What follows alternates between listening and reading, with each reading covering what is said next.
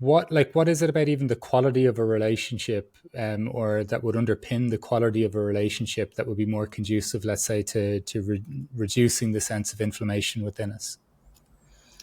So I'm immediately thinking of a study that was done a few years ago. I'm not sure if it's been replicated, but it was a pretty landmark piece of research when it came out from Barbara Fredrickson, and that was used in Dr. Steve Cole's research. And Dr. Steve Cole is the director of social genomics at UCLA.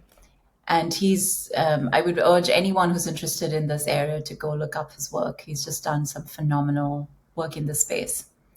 And they basically were looking at what are the effects to our immune system, to our long-term health, to levels of inflammation when we come from childhoods of trauma or poverty, or even in our adulthood when we're confronted with loneliness, or when we are engaging in relationships that are not life affirming.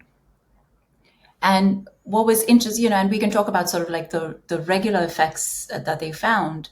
But one takeaway was that when we engage in relationships solely for our benefit, when it's only about me progressing in life, achieving something, fame, status, money, whatever the case might be, or consuming and acquiring all the pleasures in life, then on a psychological survey, you might answer in a particular way, and you might say, "Yeah, life is amazing. Life is really good. Everything's hunky dory."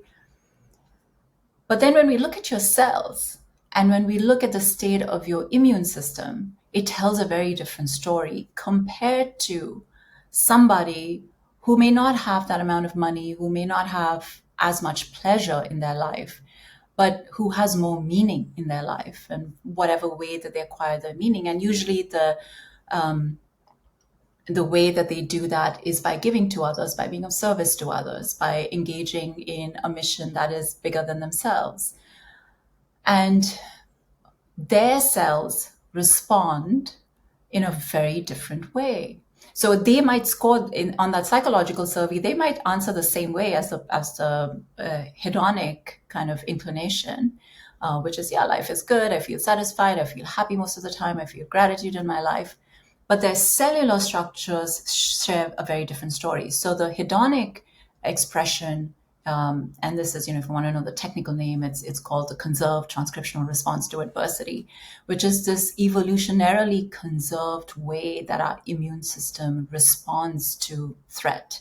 And typically what it does is that it increases inflammatory molecules, and it primes our body to fight infection or bacterial infection specifically, because back in the day when we were hunters and gatherers, that was what would kill us.